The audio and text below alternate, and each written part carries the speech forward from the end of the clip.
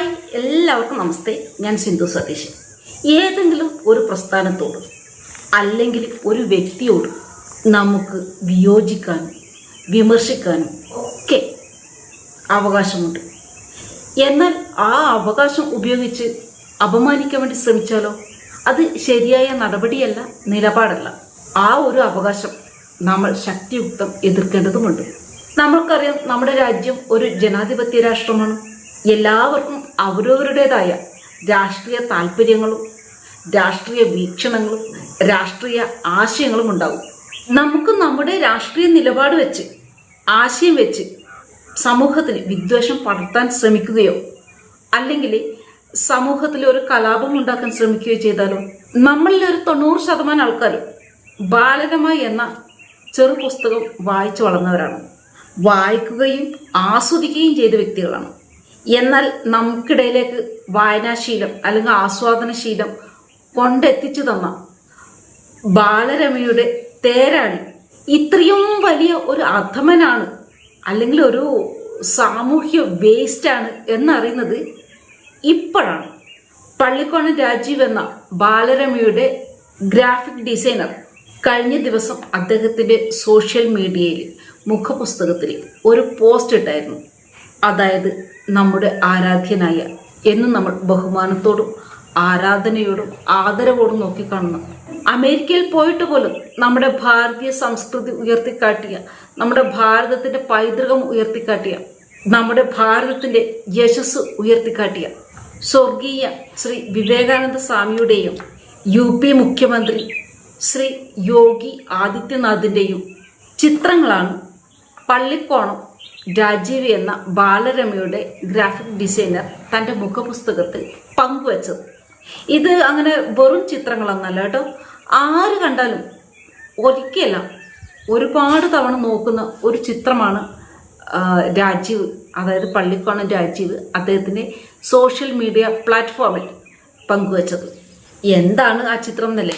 സാക്ഷാൽ നമ്മുടെ വിവേകാനന്ദ സ്വാമികൾ യോഗി ആദിത്യനാഥിന്റെ മുഖത്ത് ചവിട്ടുന്ന, അതായത് UP മുഖ്യമന്ത്രി യോഗി ആദിത്യനാഥിന്റെ മുഖത്ത് ചവിട്ടുന്ന ഒരു പിക്ചറാണ് പള്ളിക്കോണം രാജീവ് എന്ന വ്യക്തി പങ്കുവച്ചത്.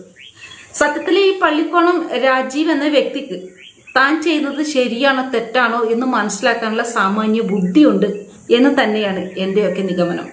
UP മുഖ്യമന്ത്രി, അതായത് 23 കോടി ജനങ്ങളെ അതിസുന്ദരമായിട്ട് ഭരിക്കുന്ന ഗോരഖ്നാഥ് മഠാധിപതിയായ ശ്രീ യോഗി ആദിത്യനാഥ് ജിയെ തൻ്റെ സോഷ്യൽ മീഡിയയിലൂടെ അപമാനിക്കുമ്പോൾ അത് സന്യാസിമാരായ കാവ്യവസ്ത്രധാരികളായ നമ്മുടെ ഭാരതീയ സംസ്കൃതിയുടെ മുഖലക്ഷണമായ 2 മഹത് വ്യക്തികളെയാണ് അപമാനിക്കുന്നത്.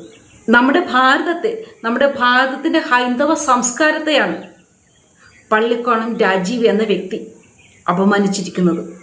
സരസ്വതി ദേവിയെയും ദുർഗാദേവിയെയും നഗ്നയായി വരച്ചാൽ, അയ്യപ്പനെ മാളികപ്പുറത്തിനെ കൊണ്ട് വിവാഹം കഴിപ്പിച്ചാൽ, നമ്പൂതിരിമാരൊന്നും അടിയിൽ കോണകമിടാറില്ല എന്ന് പറഞ്ഞാൽ, സ്ത്രീകളൊക്കെയും അമ്പലത്തിൽ പോകുന്നത് അവിടെയുള്ള നമ്പൂതിരിമാരെ തൻ്റെ നഗ്ന ശരീരം കാണിക്കാനാണ് എന്ന് പറഞ്ഞാൽ, നാമജപം തെറിജപമാണെന്ന് പറഞ്ഞാൽ, ഗണപതി മിത്താണെന്ന് പറഞ്ഞാൽ, തൃശൂലത്തിൽ ലിംഗം വരച്ച് കാവിക്കൊടി നാട്ടിയാൽ, ഇവരുടെയൊക്കെ ധാരണ ഇതാണ് നവോത്ഥാനം.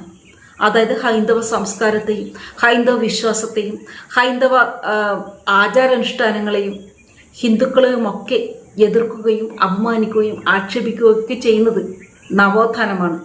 ഇതാണ് ഈ പ്രബുദ്ധരുടെ ഒരു വെളിപാട്. ഇത്തരത്തിൽ ഹൈന്ദവ ജനതയെയും ഹൈന്ദവ വിശ്വാസത്തെയും ഒക്കെ എതിർക്കുന്നതാണ് ഉന്നതിയിലെത്തിയ നവോത്ഥാന സംസ്കാരം എന്ന് വിശ്വസിക്കുന്നവർ. കള്ളന്റെ പേര് മുഹമ്മദ് എന്ന് എഴുതിയത് കൊണ്ട് മാത്രം കൈവെട്ടിയ തീവ്രവാദികൾ, പ്രബുദ്ധത കൂടിയ മലയാളികൾക്ക് പോരാളികളാണവർ. അങ്ങനെയുള്ള പ്രബുദ്ധത കൂടിയ ഒരു ജനസമൂഹം ജീവിക്കുന്ന ദേശത്ത് നിന്ന് ഇത്തരത്തിലുള്ള അധമമായ ഫോട്ടോകൾ, ചിത്രങ്ങൾ നിർമ്മിച്ചില്ലെങ്കിൽ, വരച്ചില്ലെങ്കിൽ, ഉണ്ടാക്കിയില്ലെങ്കിലാണ് നമ്മളൊക്കെ അതിശയിക്കേണ്ടത്. ഒരാളുടെ രാഷ്ട്രീയത്തോടോ ആശയത്തോടോ നിലപാടുകളോടോ നമുക്കൊക്കെ വിയോജിപ്പുണ്ടാകാം. എന്നാൽ ഒരു സംസ്ഥാനത്തിന്റെ മുഖ്യമന്ത്രിയെ ഈ വിധത്തിൽ വരച്ചു കാട്ടിയത് സംസ്കാര ശൂന്യമാണ് എന്നേ പറയാനാവൂ. പള്ളിക്കോണം രാജീവ് എന്ന വ്യക്തിയിൽ ഒരു ക്രിമിനൽ സ്വഭാവം, ഒരു ക്രിമിനൽ മെന്റാലിറ്റി ഉള്ളത് കൊണ്ടാണ് ഇത്തരത്തിൽ ആക്രമിക്കുന്ന ഒരു ചിത്രം പങ്കുവെക്കാൻ തുനിഞ്ഞത്. ഈ പ്രവൃത്തിയിലൂടെ പുളിക്കോണം രാജീവ് പൊതുസമൂഹത്തിന് മുന്നിൽ കാഴ്ചവെക്കുന്നത് അങ്ങേർക്ക് ഇതുവരെയുണ്ടായ ഇനി അങ്ങോട്ടുണ്ടാകുന്ന സ്വന്തം നിലവാരത്തെയാണ്. പണ്ടൊക്കെ പറഞ്ഞു കേട്ടിട്ടില്ലേ, ജാതിയുള്ളത് തൂത്താ പോകില്ലെന്നും.